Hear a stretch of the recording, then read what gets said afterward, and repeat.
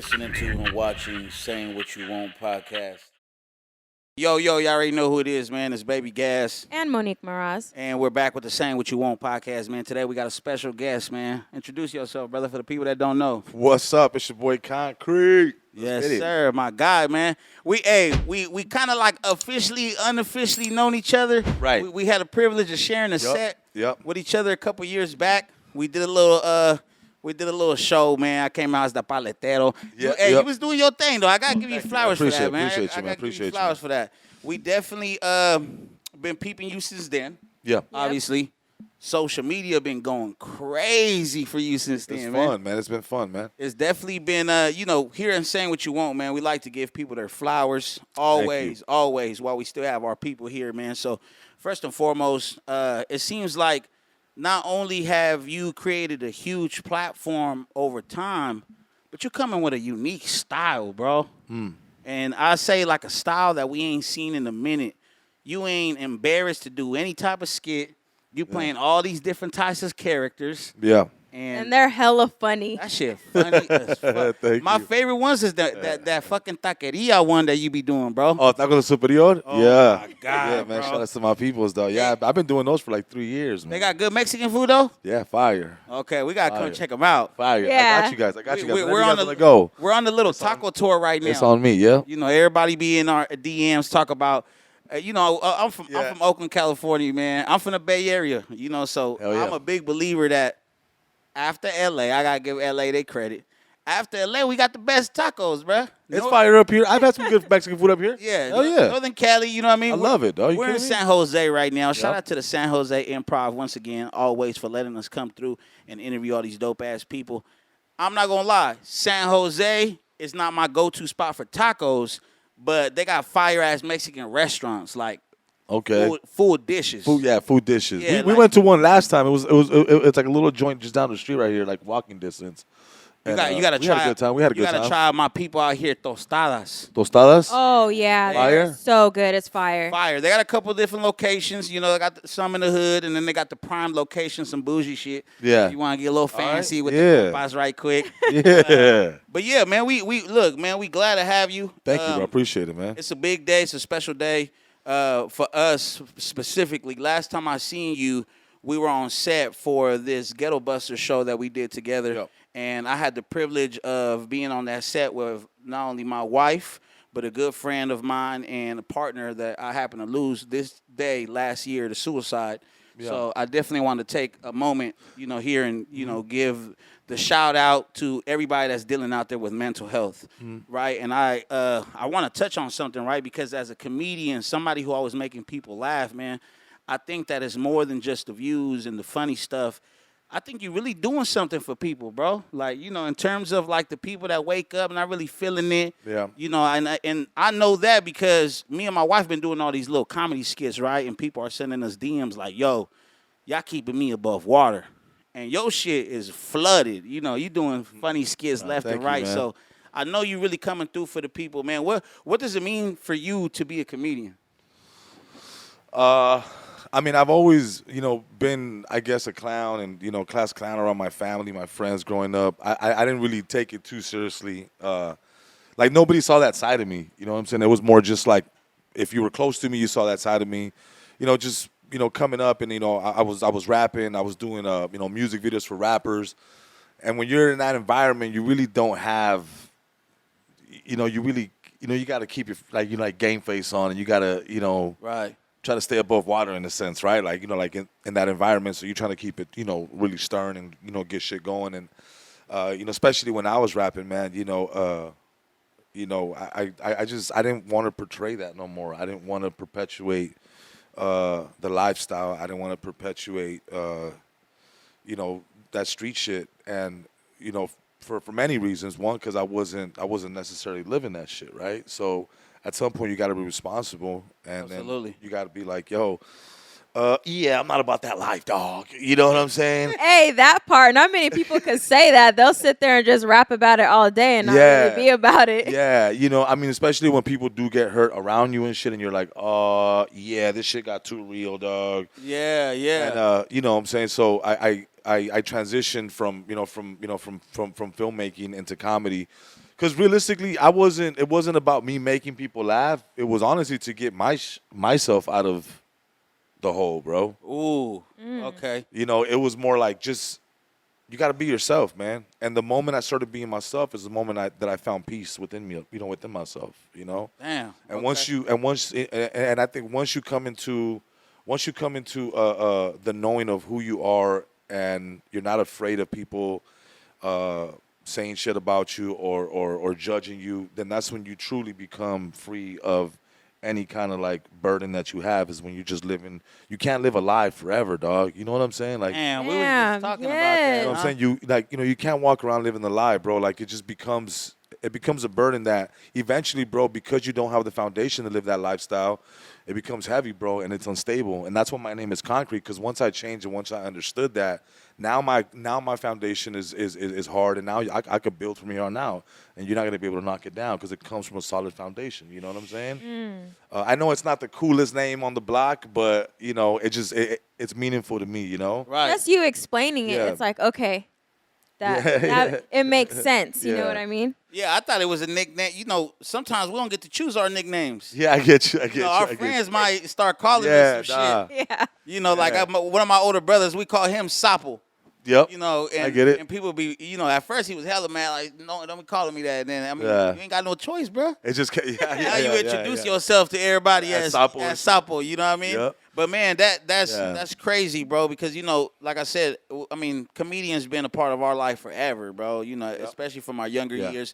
And I definitely had to touch on that because, like, obviously we had some of the greats, which I seen somewhere here in the Improv when I was walking in, like, we had Robert Williams, he passed, and he was. I think we're all dealing with some kind of demon. I don't care who you are. We're all dealing with something that we're going through. And yeah, most comedians, even though I speak for myself, but just based on the stories I've heard from comedians, like, we do have some kind of traumatic experience that we kind of like, we filter it through comedy. We filter this pain through comedy. Now, does it ever get annoying, people expecting you to be funny 24/7? Nah. Nah. It doesn't. It doesn't. Like, but, motherfucker might be sad and yeah, it does. It doesn't. But sometimes it's like people will come up to me. They're like, "Hey, man, do this," and I'm like, and I'll do it because they will never, like, that's their time that they get to see me in the street. They will probably never see me again. Right. But at times it's like, there's times where I'm like, I got my kids, and I'm like, hey, come over here. And they're like, hey, what's up, man? Can I take a picture? I was like, hold on, let me get my 2-year-old. He's about to run on the street, dog. Like, you know what I'm saying? So there's a time and a place for everything.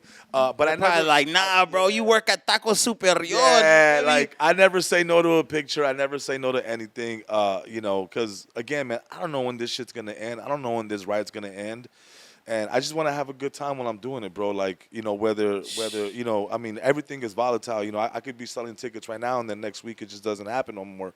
So I'm trying to really just enjoy the moment. The fact that I think the fact that I have this opportunity at this age has made me realize how lucky and how privileged I am to be in the position that I am, and I I don't take it lightly. Well, shit, bro, you said this age like you a dinosaur. How old are you? I'm 38, bro. You. Oh, that's not old. Yeah, no, it's not old, but like, you know what I'm saying? Like, That's old as fuck. You better stop. No, my wife in her 30s. I ain't hit my 30s yet, so I'll be always trolling, bro. Nah, but me and my wife always talk about that, though. Like, I don't think people realize that nothing's forever, bro. Nothing's forever, bro. I had when I was coming up rapping, I was very, very fortunate to be in certain situations. Like, I had my first song on the radio when I was 20, and it was back when radio was like, having a record on the radio was like big. Like, now you can blow up off of TikTok and Instagram and whatnot, but back then it's like the platform you had to get on to get to a certain level was radio. So when I got onto radio, then I started touring, then I started doing my shows, and it was dope. And I had people coming out to my shows. I started building a fan base, but I was young, and I didn't understand how to treat people. And I didn't understand that you needed people around you, and you get cocky. You think everything's being handed to you from drugs. Girls are all over the place. So you become this persona that you think you're bigger than life, and then it's taken away from you because I feel like God took it away from me because He's like, oh, dog, hold on, dog, you're not ready, bro. I cannot. I give you this right now, dog, you'll be dead in a couple years. So Damn. I felt like God was like, you're not responsible enough, dog, for me to give you all this. Right now, you're showing me that you're not responsible. And I felt that when my best friend passed, he's my hype man, he was my manager. My best friend passed away in 2008 of an overdose. I think that was, as crazy as it sounds, but I think it was a calling call for a lot of us that were around him to say, hey, man, slow the fuck down. Like, slow down. See what happens. Right. You're being irresponsible when you're given an opportunity and you're not respecting the opportunity. Dog, death is real, man. Death is real, and death doesn't play, and it doesn't give a fuck whether you're rich, poor, or whatever, dog. It fucks with everybody, right? Fucks with everybody. No age or anything. Like, it does not discriminate. So when that happened, when my best friend passed away, it was kind of like a calling card for everybody to be like, oh, shit, all right, maybe this ain't what it's all cracked out to be. Maybe we should be more responsible. And I think God was like, let me pump his brakes. And he kind of shut this whole shit down. He's like, figure it out, do something else. Because the rapping shit ain't gonna do it, bro. You're gonna kill yourself. You gonna kill yourself, or somebody's gonna kill you. Now, I don't think that people understand, especially the people that are not in the industry. I just want to paint this picture for y'all viewers, listeners. Yeah. When you are on a train the first time, there is a high chance that if you get off or fall off that train, you will not hop on another. So the fact that you was on one train at one point in your life and here you are at 38 doing your fucking thing on another train is a fucking blessing, bro. It's crazy. Yeah, it's crazy. I mean, and you know what I think it is, bro? Like, and I always tell people this, man. Music was my passion, dog. Music was my passion. I love making music. I was making music since I was 15. I left school to make music. Thankfully, my dad was cool enough for me to just stay in the garage and start making beats and recording. And music was a passion of mine, and that's what I thought my calling was. But my calling was making people laugh. And there's a difference. No, some people, their passion is their calling, bro. Mine wasn't that. My calling is making people laugh. You can have a passion, but it may not be your calling, bro. Damn, I have not thought about that. And Passion and your calling. You know what I'm saying? I think it's two different things. You know what I'm saying? Right. You know what I'm saying? Like, you can have a passion for rap and you can have a passion, but if that ain't your calling, bro, and your calling is something else, dog, you may be an amazing painter and you don't even know it because you're so stuck on your passion. Man, and you know what? Me and my wife what was it, like 2 days ago we was talking about this, right? I had a comment, you know, that I shared on Instagram, I think like yesterday. And it took off because the comment was something along the lines like, hey, bro, we see you doing all these comedy skits with your wife. Like, you're ruining your career. Yeah. Like, well, we want Baby Gas the artist. Yeah. What's up with all these comedy skits? And I'm a little, I wouldn't say my calling is making people laugh, but my calling is entertaining people. Yeah, that's it. Right? So, like, I just felt like I had to share that comment with my followers, my audience, and the real supporters, the real fans was like, man, fuck whoever that is, bro. We want to see everything and anything about you. Yeah, that's it, bro. We want to see your family. We want to see your kids. Yeah, we love your music, but we can only consume music so many hours throughout the day. We want to watch TV, so we get to listen to you in our car, watch you on YouTube, watch you on our TV. Like, bro, we're fans, bro. Keep pushing it out. Nah, for sure. And I think people appreciate transparency, right? Like, people appreciate when somebody that they love or that they admire or that they follow is transparent because, to some people, they see maybe me as a celebrity. I don't see it, right? But people see me as a celebrity, right? So when I break that fourth wall between me and those fans, it's like they feel like I let them into my life, and now they're a little bit more a part of it. Now they're a part of more of the fabric of who you are as a person, and you become more personable to them. They're like, okay, he is me. Right. He is me. Right. You know what I'm saying? Yeah. Like, yeah, oh, man, he puts water on his cereal when he ain't got no milk, too. That's crazy. That's me, too. You know what I'm saying? Yeah. It's vulnerability, bro. Right. You know what I'm saying? So comedy, that's why comedy infiltrates people's hearts because it touches a vulnerability string that most people don't do. Rappers are able to do that. You know what I'm saying? Rappers are able to do that. That's why Tupac, if you think of some of Tupac's biggest records, were pulling at the strings of the heart, you know? The shit that was relatable. Baby, don't cry. Yeah. Yeah. You know what I'm Yeah, saying? because we People did a love skit that the other shit, day you know? with some Sing that to fucking. myself all the time. I'm Well, always crying. Yeah, like you Baby, can't don't be, cry. because you can't be like, you can't be twerking all day, dog. Yeah, yeah. Right. You know, Yeah, you that's can't true. be I mean, mad all I don't- day. I don't twerk. I don't twerk at all. But You can't be up there twerking all day in the morning, dog. You know what I'm Nah, saying? for sure. And we did a skit the other day that I think it took off for that reason. We did a skit with some fucking Maruchan, bro. Yeah. Some cup of noodles. Come on, bro. Of course. The way we grew up, I'm sure you fuck Yeah. with the cup of noodles. And I bro. still microwave it. All right. What do you add to your cup of noodles? Just randomly. That's crazy, dog. I know my boy Eric adds all kinds of shit. But me, man, it's just lime and chile, dog. I don't really do the extra shit. There was a point in time, a very small fraction of the time on this earth that I used to put salchichas and I used to cut like a weenie and just put it in there. Okay, that's different. Okay. That's I different. never heard of that. See, I Yeah, like a ended hot up- dog. You just slice it and then you put the tapatillo and it's kind of like, Bro, they came for know, me in the sprint. comments because I added fucking salt. oh, that's crazy, fool. That's He more. said that's crazy. That's more high blood No, pressure, but that's dog. Oh because- my god! But you added salt and the Consommé. consomme. Oh, So they're like, Yeah, damn. really? I mean, fuck, bro. Si le pongo limon and I put chile, like I gotta balance the shit. When I say they came for me in the comments, they're that fool was like, fuck my arteries. Fuck my arteries. hey, Fuck not this to mention the most fucking ignored label of all times was Don't the, microwave. not microwave. I know. Nobody gave a fuck. Nobody gave a No, fuck. I still don't. I still microwave Yeah. my shit. Well, I think they changed the cups. Yeah, now, they right? did change it now, changed the but cups. we They ain't changed we it. ain't never gave a fuck. Nah, never. Nah, that's been we've I don't been. think nobody ever Been did. keeping You it know? lit for sure. What's the craziest? Like, what do you feel like? Like you said to yourself, you might not be as big. The humble you. You might not be as big as other people look at you. What's the craziest like experience where you like thought to yourself like, oh fuck, people know me, way. I want to. I think it was here. I mean, yeah. I mean, it was early in my career. Maybe like a year and a half ago when I sold out my first show here. It's the meet and greets, dog. The meet and greets. I think those are the ones. Because you get the comments on social media like, hey man, like I was just reading some right now, man. Like, hey man, thank you. Like, been going through a hard time. Or you get the comments where it's like, yo man, I'm going through like cancer and I'm going through chemo and I'm here at the hospital and luckily I have my phone. I'm able to see your skits and that's all. But when you get it in person and people cry to you and they're like, man, you saved me, or because I got skits with my dad. Like I just read one right now. Like, yo, my dad passed away a year ago. We're going to your show today. Your dad's from Nayarit. My dad's from Nayarit. So. We kind of feel like your dad is our dad, and that's the kind of shit that, when people tell you in person, bro, you really, that's honestly, that's what it all matters, Gas. Like, I don't give a fuck about any of this shit. Like, I don't care about the chain. I don't care about no watch. It don't fucking matter, dog. Like, none of this shit is going to matter when we're gone. I think that's what matters when people come to you and they're like, yo, bro, you changed my life. You did this, you did that, and the third. That's when you're like, all right, bro.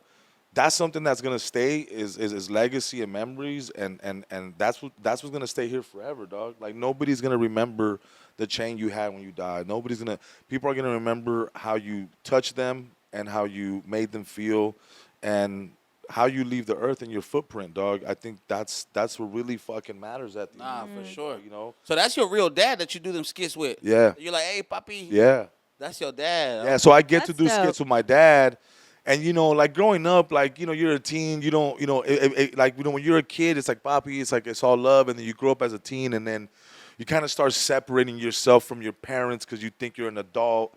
And You're too fucking cool to you're go to too the store fucking with cool. them, And you're huh? too fucking cool to hug your dad. And you're too cool to just, like all that shit. Like the fact that I'm able to do this shit now at my age and be able to work with my dad and do skits with my dad and make people laugh, dog, like, it's beautiful, dog. Like I couldn't ask for nothing better, Hey, that and you know what is dope that you're, I'm just gonna assume obviously your dad's Mexican. Was he born in Mexico?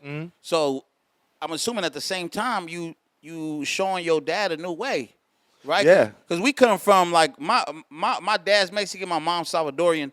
super old school. Like they probably didn't even know that you could make a living off of podcasting or comedy or music. So to get your dad involved in the sense where he probably sees the reactions and the everybody showing all the love, like yeah, no, it's that'd be crazy. major. Yeah, because you know, I mean, for a while I was like, I'm gonna blow up as a rapper, and he was like, all right. And then and then you would go to the family parties, like, hey man, you still doing your little rap thing? I'm like, yeah, motherfucker, like. It's not the Download my little. yeah, it's the it's, word it's little. when they throw the little shit, you know. And even just till like 2 years ago, people were like, "Hey man, you still doing your little videos on Instagram? Man, you think it's gonna pop?" I'm like, "It has to." I have no other. There's no backup plan, dog. Like this is the backup plan. Worst case scenario, bro. I have to go get a job, and you know, I ain't nobody to not get a job, you know. So it's you know, even till this day, I'm like, if all this goes away one day and it's a wrap, then I have to figure it out. I got kids, you know. But what man, fucking it's job beautiful. would Concrete have, bro? Yeah. He didn't have a fucking comedy like life. Like, Oh, I'll be motivational speaking. oh, yeah.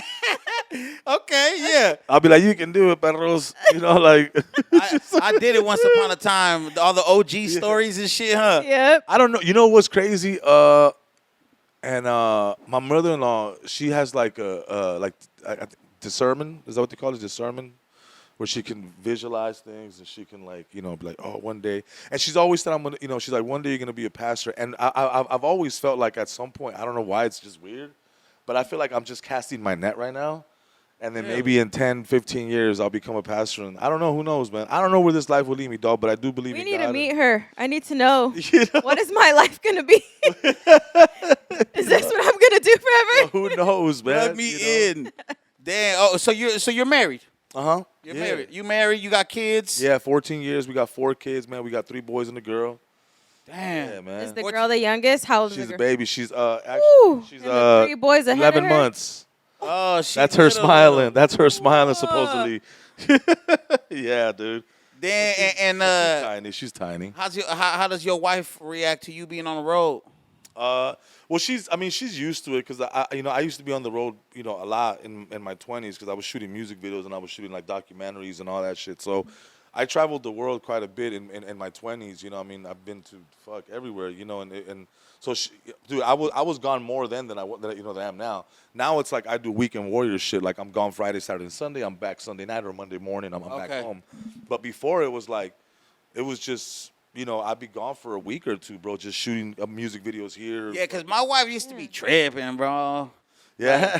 She used to be She gave you the eye, fool. She gave you the eye, like, oh, you want to bring that up right here? Big dog? Chill. Between me and you, wait, this the only reason she even became part of the podcast was to follow me around. That's not good. true. That's good. That is not true. Nah, for real. Like we even did another podcast here a couple months back, and I have been to the Improv a few times. Yeah. And you know, I came without her. I ain't gonna lie. So she's like, "Nah, I'm part of the podcast now, fool." Let's go. Yeah, I'm coming this time. You're not gonna leave me this time. Yeah. Hey, but no, I tell people all the time, man, it's important, especially when you get to a certain age, having that backbone, that real support. You bro. can't, you know, it's really hard to make it when your partner, significant other, wife, girlfriend, whatever the case you have. It's really hard when they're not supportive of it, dog. You know, I've been very blessed to have a wife that's been like, yo, go home, get the bread. I'll be here with the kids. I'll take care of the house type of shit. Whenever you need me, I'm here type of shit. But go ahead, do your thing. Like, go. Like, whatever. She won't do no skits with you. Yeah, she's done a couple, but she's just not into it. She's just more like, no, I don't want to do none of that. That's all you. That's what you do, bro. Right. That's your shit. But like I asked her when I first started doing skits, you know, because at the end of the day, like, you know, we are married and we are one in a sense, right? Yeah. So I asked her, I was like, look, I'm really thinking about going hard with the skit shit. This is back in 2018, 19. I was like, look, I'm thinking about really diving into this skit shit. And I was like, do I embarrass you in any way? Like, is this embarrassing to you? Like, do you cringe at it? She's like, nah, you make me laugh all the time. Do that shit. Like, let's go. And I was like, cool. And that was really the only permission I felt that I needed to get. Anybody else can kiss my ass type of shit. I don't give a fuck what you think, you know? Yeah. I'm going to do it. And once she gave me her blessing, I was like, all right, let's go. And I mean, that go a long way. Like a wife, I mean, you feel like, you know, like it wasn't necessarily asking for permission, but like you said, They're just asking like how she felt about it, though, just including her. Yeah. That's huge because you care about how I feel.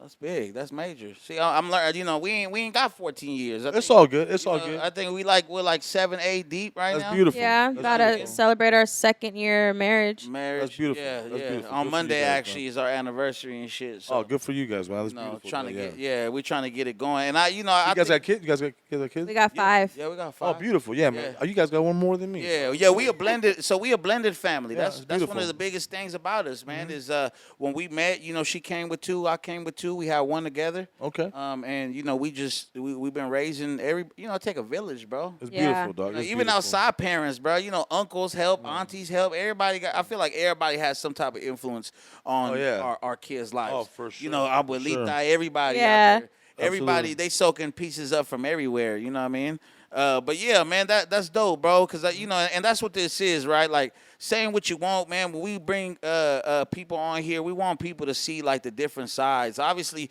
we see the comedy side from you, bro. Like I said, this shit's hilarious. Thank you, Yeah. man. You know, and we just wanted to dig a little deeper into, you know, I say it all the time, man. You know, mental health is real. So, Oh, yeah. you know, when we see people making other people laugh, you know, we also want to dig a little deeper. Like, are you happy all the time? You know, some people think comedians are happy all the time, bro. You know what I mean? And we try to show people here on this podcast that we only human. Everybody's human. Have you ever had to do a show where you were just like not in the mood, but you still Yeah. did the show? Yeah. I mean, there's been times where we're just going through a tough time behind the scenes or shit like that, and you know, we still gotta go out there. You know, I mean, as cliche as it sounds, but the show must go on. You know, like it. You know, people pay tickets and they expect to see that, and the beauty about comedy and the beauty about performing and Gas, I know you know what this means, man. Like once you hit that stage, like nothing matters, bro. Like nothing matters. Like once you hit that mic and people start looking at you, or you know, they start bobbing to your music and they're like, fuck, nothing matters. Like if you know, if you're about to get evicted, if your girl's mad, nothing matters at that moment. All that matters is that you're on stage and you got to perform, and that's the beauty of art, right? That you kind of, it's an escape in a way, you know. But yeah, have you ever had to like take a shit mid set? Yes. He said yes. It was in it was actually it wasn't because of me. Well, it wasn't because of me. Let me This is gonna be a good one right here. You don't know how to tell it. So it was my first time. It was my first time going to Denver. It was my first time going to Denver at my age. Yeah. 5 minutes. We good. And it was the first time going to Denver at my age. And you know, I'm not like the healthiest of dudes. You know what I'm saying? I don't work out like that. So I mean, he does work at Taco Cell. yeah, right. So we got up there, and it was the same day of the show, and I didn't know about this elevation sickness. Like I didn't know that Denver was higher elevation like that. I didn't remember. And then so as soon as I got off the plane, man, I started feeling like really heavy winded, and by the time we got to the hotel, which was like an hour and a half later, we went to go eat. I started getting elevation sickness, so I started getting a headache. I started getting a fever, and I went into full diarrhea mode. Like Ooh, full diarrhea. shit. Straight And chorro. Straight chorro. And I'm in the bed in the hotel, and I'm like, and my dude's like, hey man, you got 1 more hour. And I was like, no, dog, I'm feeling like shit. He's like, don't eat it. So like they kept trying to feed me like bananas and potassium and all kinds of shit. And we get to the improv in Denver, and I'm feeling it, dog. I was like, fuck it, I'm gonna go real quick. And it was like massacre, right? It was just horrible, dog. You know what I'm saying? Like it was bad. Hey, but you still went on stage. And then I get on stage, and I'm doing a whole hour set, dog. So I get up there, dog, and like within the 25 minutes, I was like, Oh no. and I'm sweating, dog, and I'm like, fuck, I'm gonna shit myself in Denver, dog. I'm gonna shit myself in Denver on stage right now, dog. And then they came and gave me like more shots and shit, and I was like, fuck it, dog. And I remember I had like a Tums in my pocket, fool, and I took it out of my pocket, and I just kind of sneaked it in and shit, dog.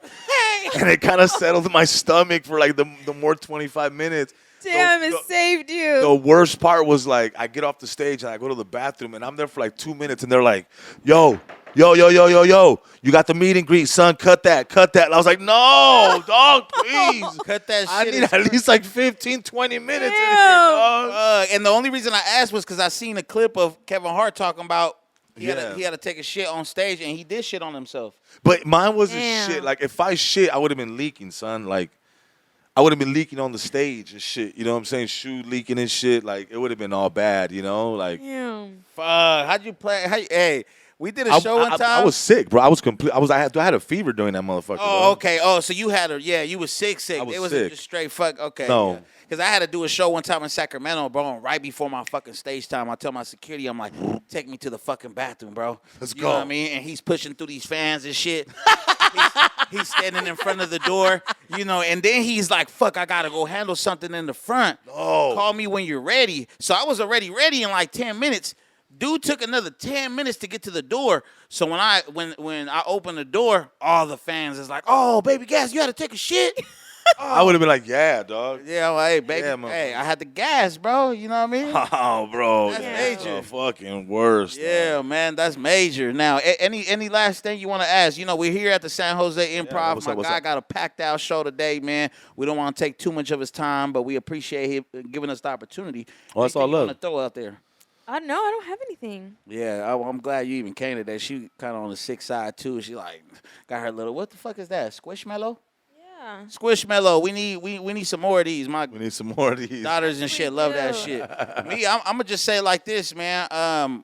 As somebody who transitioned, and not necessarily saying that I'm looking to like fully transition, but we're expanding, right? We're turning from like the artist to the brand to now dipping and dabbing to these different ventures. What would be your advice to us, man? Like, we doing the comedy skits now too. We fucking with the people. We're doing the merch. We're doing the podcast. And any advice that you would give to us or anybody up and coming right now? Be you. Be you, dog. Like, fuck what anybody says. I don't know what your real name is, man. Alejandro. Be you, dog. Baby Gas is dope, man. I mean, that's a persona, right? Like me, like I tend to be concrete on camera, but realistically, it's just Christian. That's who I am, bro, right? So I would say be you, dog. Be honest with yourself. And if you are gonna make the transition or you're gonna make the expansion from also rapping and doing comedy and all that, go with do it with 10 toes in, dog. Don't just try to be in there and be like, no, like really commit to the situation because nothing's successful with just like maybe just trying it, right? Like I always put the perspective of this, right? Like if I give you 3 darts and I told you got to hit the bullseye, you only have 3 chances, bro. But if I give you 100 darts and I tell you hit the bullseye, are you gonna feel more confident that you might hit that bullseye? Yeah, bro. So keep putting up shots. If one skit doesn't work, don't worry about it, bro. Throw another one up. Right. Something's bound to hit, and you'll find your way into this new skit game, and you'll create your own. Like, people got to find out. People go to Burger King to get a motherfucking a BK, right? I go to McDonald's to get a Big Mac. Why should they go to your channel? Give them something that they can only go to your channel, and you will always win. Fuck that. Alexa, play Eminem, Lose Yourself. That shit got me ready. We're all pumped. Now we're going to do a skit right after this. Nah, for real. And that's why we came to fuck with you, Yeah, bro. man. Look, once again, we want to give you your flowers, bro. Thank you, man. I appreciate it. You got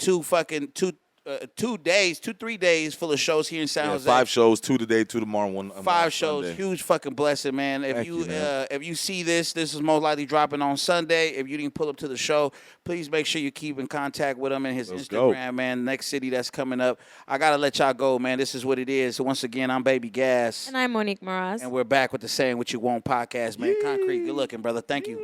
You listening to and watching Saying What You Want podcast.